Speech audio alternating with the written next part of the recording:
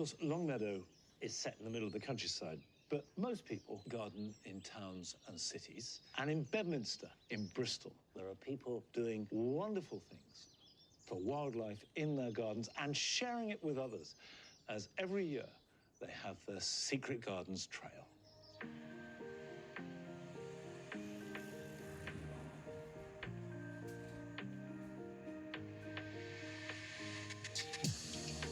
Bedminster's a lovely community, but the neighbourhood is defined by lots of close-knit, terraced red brick houses.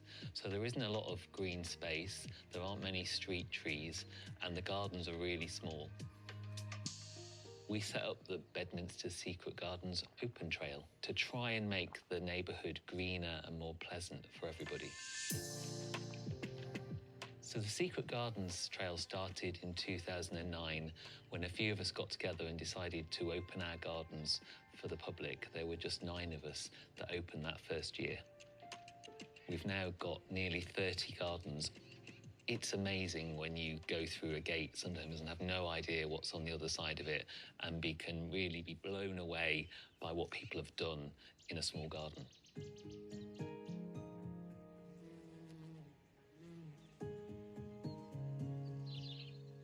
I don't think you're ever going to get away from the sounds of the city, but there's something that happens in your brain that cuts that away when you're surrounded by the greenery and the flowers and so on. I'm Sarah. And I'm Mo.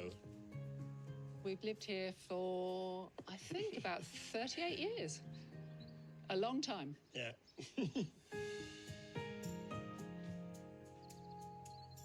The main aim of the garden is to encourage as much wildlife as possible.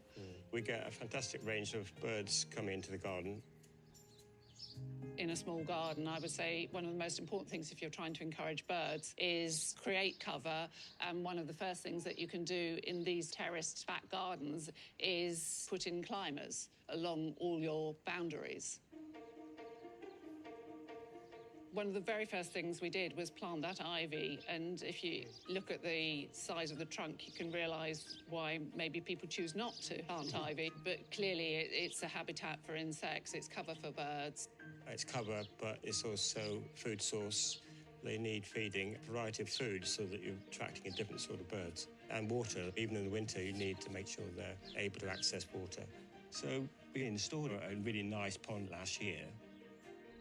We have had sparrowhawks in the garden because the sparrow population is massive, so they do love occasionally to come in, and he will perch on this branch here and sort of... Eat a sparrow. Yeah. Being part of the project has just been a really good community experience. You know, we've got to know a lot more people, we've seen a lot more gardens. Every garden you go in, you get ideas. Everybody's got different ways of doing things. When people come into your garden, it makes us realise how incredibly lucky we are. I'm always thinking I really like a much bigger garden. And then you meet people who are stuck in flats and haven't even got a little balcony. And they're really enjoying coming around and seeing these outside spaces. And I just realise how ridiculously lucky we are. Yeah, that's true.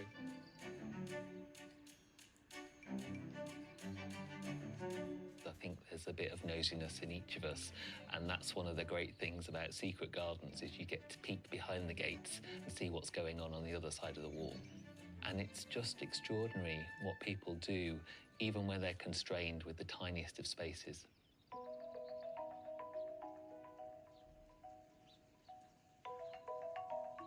This is a very small urban garden, surrounded by houses, by a child's nursery.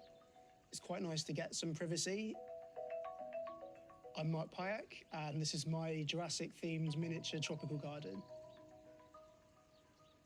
Jurassic-themed is about prehistoric plants. I'm a big fan of dinosaurs. I work in Bristol Museum, and a lot of the plants that I've got in this garden are living fossils. So they used to be dinosaur food, horsetails and things like that. But it's tropical, which means I've got some giant plants in here, big banana plants, tree ferns, gunnera and things like that. The rule is really just break all the rules. Choose the biggest plants and just let them go mental. They grow really fast.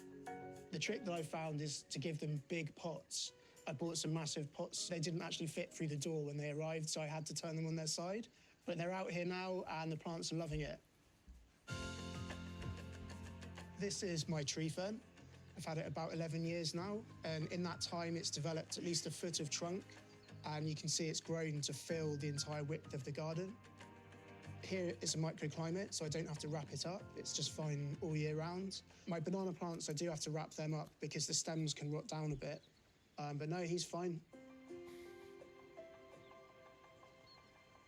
I've been really fascinated about Japanese culture and the way that they prune and develop bonsai. And obviously in such a small garden, it's quite convenient to be able to grow mini trees. A really small urban garden has its limitations in terms of light. The sun will go over the houses and get blocked up. You might have a lot of damp and dark spaces. What's really important is to choose plants that will thrive in those spaces. Having said that, when you get used to your garden, there'll be a sunny spot somewhere, and I managed to group all the cacti in the little sunspot, and the cacti are doing well. I've always thought that I've run out of space, but it's amazing. Once you start looking at the walls, there's always more space to fill. I think one day I might like to move house to get a bigger garden, but it terrifies me, the logistics of that now. This year, as part of Blooming Bedminster, 285 people came in on a single day, and that was quite a challenge.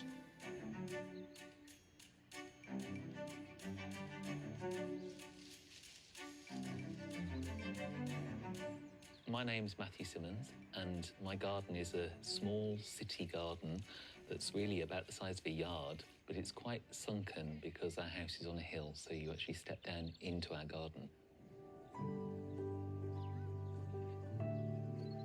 People often think about colour in a garden as, you know, the pinks and the yellows and the reds, and actually the most wide and diverse colour is green, and it's such a relaxing colour, and you can get so many different shapes and textures of plants. When people come into the garden, they're quite surprised that they've come off the street behind an unassuming brick wall and they walk into this absolute kind of open-air plant terrarium, really. And they talk about certain things particularly. They always mention the pleached hornbeam trees that we have because they're a really distinctive feature and they form a fantastic green screen from the houses opposite. They also talk about the bamboo. So this is the black bamboo, and often people see bamboo and they think, oh goodness, you can't grow that in a small garden, it'll take over. So it's really important to get a clump forming, not one that will spread. Although it has lots of lovely green leaves, to make sure you see these beautiful stems, then I just strip off all of the side shoots from below. Somebody once came into the garden and said, oh, you've poodled your bamboo. And I wondered what they meant, but they meant just making sure you expose the stems. So I always say to people, poodle your bamboo. My husband will often say to me, you can't get any more plants into the garden, and I always think I know exactly where I can get another plant in the garden. So there's always space for one more plant.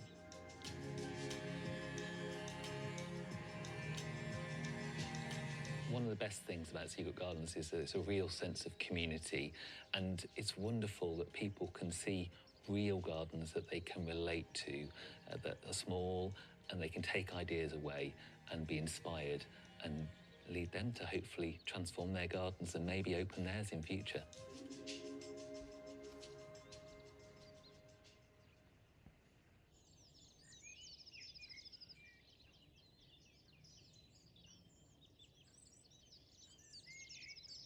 What I love about that is the combination of real intimacy, this sense of your own world behind a locked door, and then you couple that with a generosity of sharing it with other people and the sense of community that engenders. And from those two things comes real magic.